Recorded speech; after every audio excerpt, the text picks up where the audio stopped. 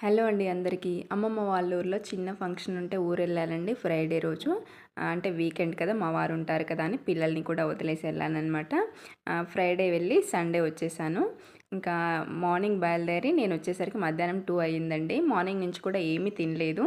ఎందుకంటే నాకు జర్నీ పడదు. అందుకని తినలేదనమాట.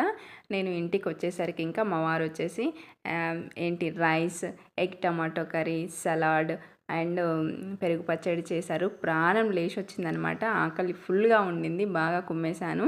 ఫస్ట్ నేనే తినేసాననమాట.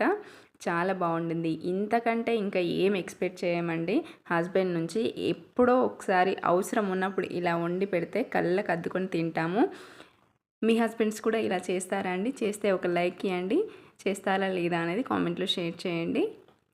మీకు ఎలా అనిపించింది ఈ మినీ వ్లాగ్ అనేది కూడా కామెంట్‌లో చెప్పండి. మీలో ఎవరైనా మన ఛానల్‌ని సబ్స్క్రైబ్ చేయని వారుంటే సబ్స్క్రైబ్ చేయండి.